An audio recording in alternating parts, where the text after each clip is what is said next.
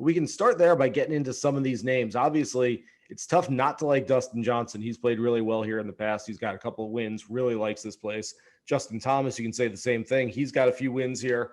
Then you get to Jon Rahm. Jon Rahm specifically is the guy that I want to talk about because it was announced this week that he has left TaylorMade and moved to Callaway. And we all know, I mean, there's this sort of scarlet letter for all these guys that every year go chasing the money and change equipment manufacturers. I don't think it's going to be a really difficult transition for Jon Rahm. But then again, I didn't think it was going to be a difficult transition for, I don't know, guys like Justin Rose and Bubba Watson and Brooks Koepka over the year. It's just some guys have struggled with it more than others. And there's at least reason for a little pessimism right now if you're looking into Camp Rahm saying, hey, this guy's the number 2 player in the world. We expect him to win a major pretty soon.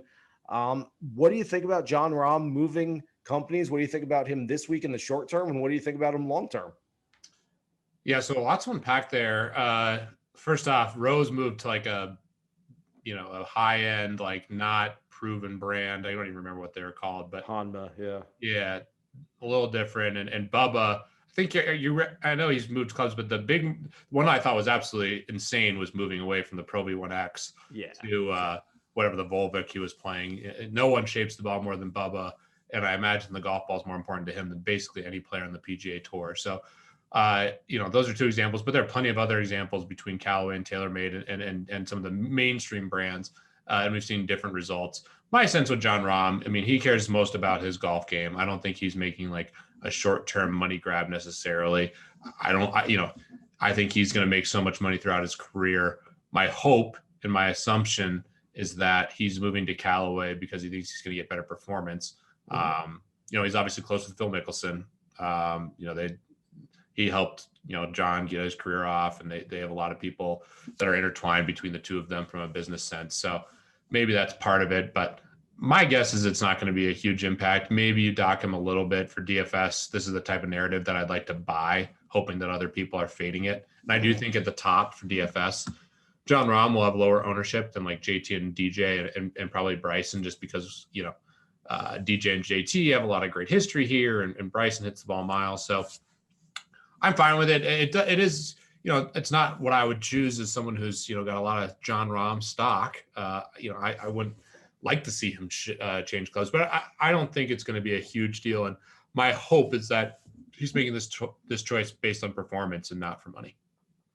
Yeah, and I think that's the main takeaway here is that, we can say chasing the money, so to speak, but every single player, it doesn't matter whether you are number 1, have been number 1, want to be number 1, but they believe that they can improve. And so they make these moves, not just because some company says, hey, here's a nice paycheck we can hand you right now, and then you can go play golf with our stuff. It's because they think that that company's equipment is going to make them a better player in the long run. And who are we to say that it's not going to work for Jon Rahm? Who are we to say that Jon Rahm is not going to pick up some Callaway clubs and instantly become a better golfer somehow? So maybe it can happen. I kind of like your way of thinking. I mean, he was my big fade in my preview column this week, just because I at least want to see him a little bit with the new sticks before I start saying, okay, I'm ready to stay on the bandwagon. But and I've still predicted that he's going to win a major at some point this year. He's just that good. I don't see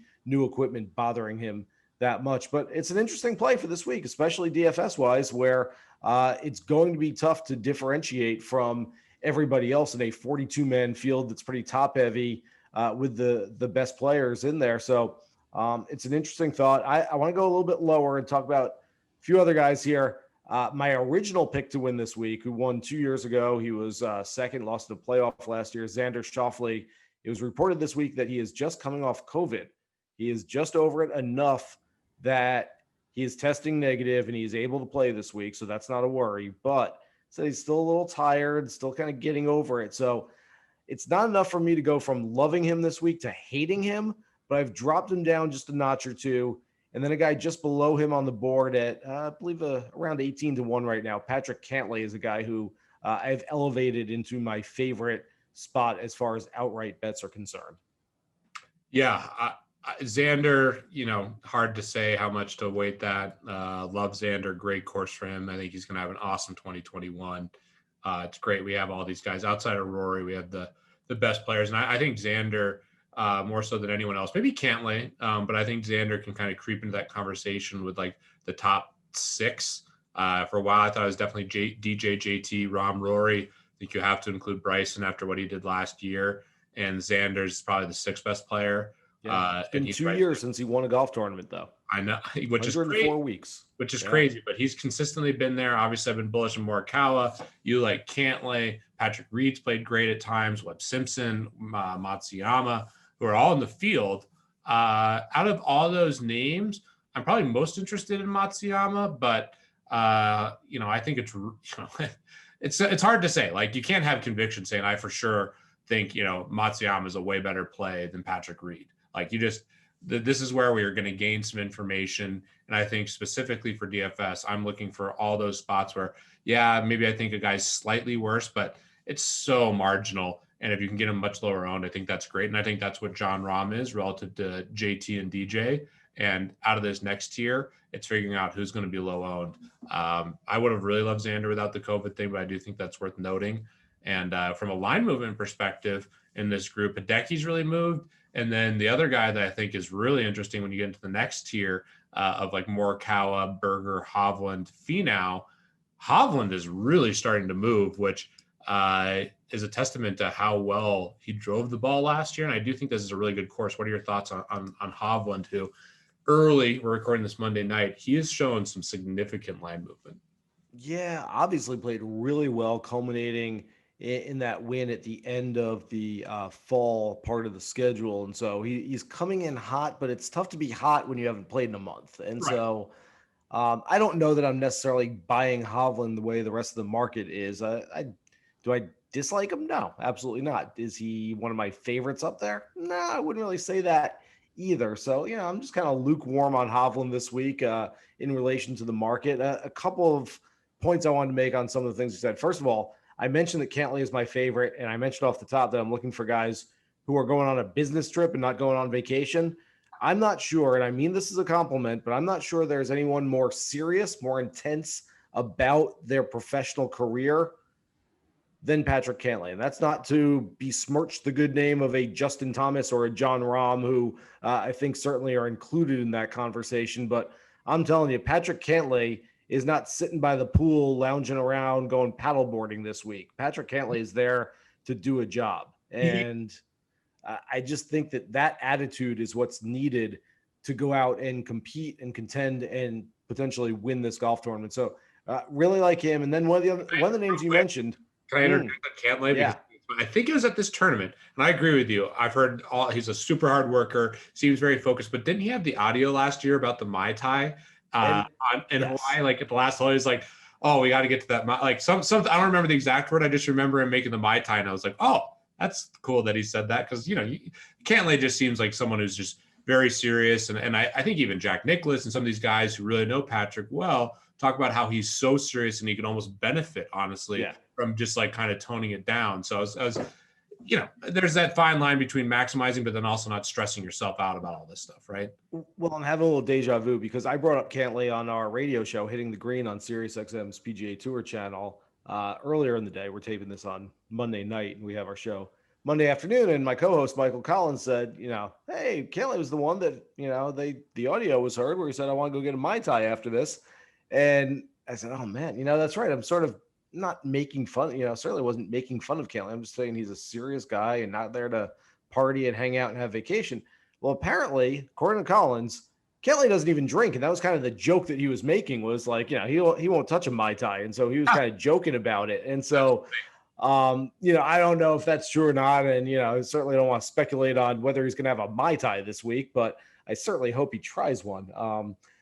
I've done that in the past. I've tried the Mai Tais there, and I recommend them to everyone who's at the tournament this week. So the other name that you mentioned there in that sort of second tier, Colin Morikawa, I think a lot of people jumped off late last year. He just kind of seemed a little tired, won his first major championship. I mean, went through, that's a long year for a guy who had not played a full year as a professional golfer before then. So I just think he's got to be a little refreshed, a little recharged. Should be a really good course for him. And so I can imagine that maybe not so many people, especially in DFS, are on Colin Morikawa as they would have been if this was held in, say, October last year. So I do kind of like Morikawa, and then we can move kind of into that mid tier again. I'm not going chasing too much, at least for outright type bets, but I think that mid tier there's some value. Cameron Smith is a guy that I like a lot. He was super hot at the end of last year, culminating with the runner up at the Masters.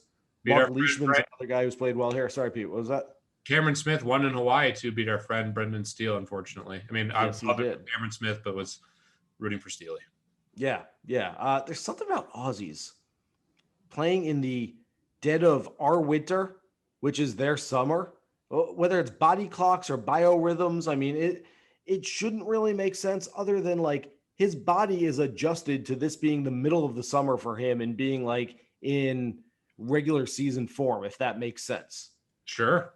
No, I mean, I agree. And at this point in time, when we don't have data, it's just, we're looking for anything. And it's like, obviously we have last year's stats and we can make them, but short-term form is a huge part of predicting golf, and we don't have short-term form. So I like your Morikawa call because I think that's a perfect example of someone who just wasn't as crisp. It's not like he totally fell off, but he went from the second best iron player when he won the major. He drove the ball awesome, was really just hot for a while. And his ball striking fell off a little bit. And PGA Tour is so competitive. If you're not on your B or A game as like a really good golfer, you're going to have some average results. And that's what we saw. And I certainly love the bounce back for him. And yeah, the Aussie angle is really interesting. Anybody else off the beaten path a little bit that you're looking at? Oh, you're shaking your head. Yeah, you're nodding your head. The best value on the board. You want to make one guess? Mid to late odds. I think he was like 25 to 30 range, and now he's like in terms of like overall pricing, and now he's probably top 20 in terms of outright odds. Oh, like not 25 to 1. You're saying in the top 25 in the field. Yeah.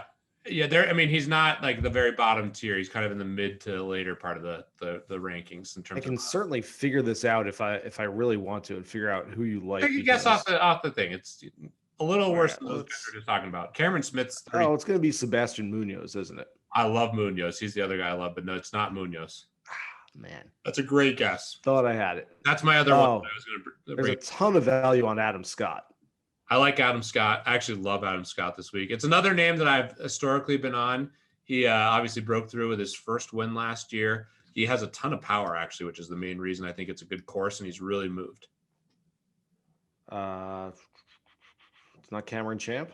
No. He's not like Kokrak. Jason Kokrak. No, not Kokrak either. And he's not someone that like you would think is as long as he is. All right. Carlos Ortiz, who's now moving pretty heavily in some of these markets that I'm looking at. I haven't pulled up his BetMGM price, and I certainly am not advocating for an outright on Carlos Ortiz. However, I think he's a really interesting like top 5, top 10 bet potentially, and someone that in DFS makes a lot of sense to me. I was really impressed with him, and his stats really improved from a data perspective. And I think he's someone who's going to end up, winning 4 or 5 times, hopefully more on the PGA Tour, which says a lot given where we are now in terms of just, the PGA Tour. And it's not like he's super long, but average over 300 yards off the tee, gain distance towards the end was kind of like that top 50 range in the last quarter of the season. So I'm interested in Ortiz, and the market moved on him, and I love Munoz. I think Munoz is mispriced. You've got me intrigued on Ortiz. I hadn't thought about him, obviously, because I gave 19 guesses before you finally just gave me the answer to that. But I like that. I'm intrigued by that. The one guy who's a little bit lower that I like this week, and again, not for outrights, but certainly for top 10s and definitely for DFS where you can differentiate a little bit, is Mackenzie Hughes. Ooh, and the reason for that is that on this golf course with huge greens, these guys are going to wind up with a lot of 20, 25, 30-foot putts. It's just going to happen. And most of the time, you're going to lag it to 2 feet. You're going to knock in a 2-footer, and you can go on to the next hole. It's not going to be a big deal. Well, I'm not sure too many guys out there make as many 25-footers, especially on fast greens, as Mackenzie Hughes. He's a really good putter. Now, I don't know if he's been in Canada over the last month or so, and he's coming out to Hawaii cold. I sort of think that he's a guy you might want to jump on if you can get live odds for a top 10 sort of after Thursday or Friday, that he could move from 18th to 7th over the weekend when he starts to kind of warm up, maybe figuratively, maybe literally. But I do think that Mackenzie Hughes is a guy who can do a little damage this week. Really, really good putter, especially like I said on big fast greens. Don't have to sell me on Mackenzie Hughes. Great story. And last name I'll mention. Well, actually, there's two names that people aren't talking about as much. But the thing I'd most like to see, and I'm not necessarily bullish on him at his number because it's inflated a little bit, but I want to see Tony Finau like swinging faster and like hitting it farther this week. That would be like that would really be cool to see, because I'm rooting for Finau, and of all the players on the PGA Tour that I think should embrace kind of what Bryson's doing, it's Tony Finau, because he has as much natural power as any player on the PGA Tour. And then Scotty Scheffler is the other guy who I think might get lost in the shuffle, who is so hot there for a stretch. And he, we talked about Xander. Could he move into the elite? He was elite, but like the really like who are the best players in the world, and like everyone starts bringing up their name. Scheffler's another guy who's in that mix that if he had a really good year could be like, okay, Scotty Scheffler is like one of the best players in the world for sure. Yes.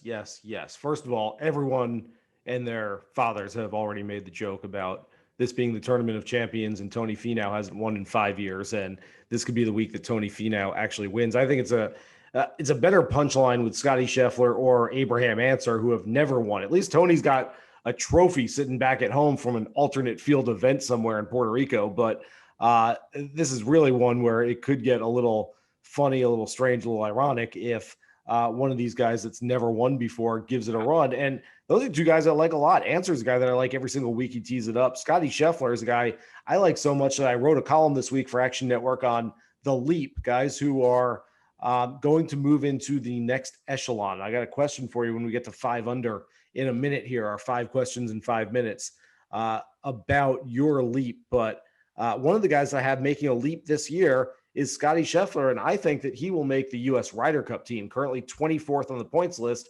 That might sound easier said than done, but there's a lot of good names up there. I just think he's going to have a really special year. He's a special talent. Yeah, I think his upside is clearly like in the same. I think his upside is like kind of where Colin Morikawa got to last year, winning a major. I mean, he was right there. He was in the mix in a lot of big golf tournaments and played extremely well. Got really unlucky that he ran into some great golf at certain tournaments like DJ in Boston, and there's a variety of spots where he could have easily won. And I think he has the talent. He has the pedigree. He was an elite amateur. So I think that's a really good call. And yeah, hopefully Tony Finau wins. I mean, everyone's rooting for Finau. Just if he can putt 10% better, and if he just, we see the videos of him swinging 200 miles an hour, getting 200 miles an hour ball speed. Like, let's see more of that, please. Give me the killer instinct. I mean, more than anything else, he's got the ball speed. He's got the talent. Obviously, give me the killer instinct. Tony's it's almost like he's been too nice. I need Tony to be a little bit meaner out there and go out and, sort of step on some throats this year. But I do. I've been saying it's going to happen for 5 years, and I'm going to keep saying it's going to happen until it actually does. But I'm very bullish on Tony Finau this year and this week, certainly. I think this is a really good course for him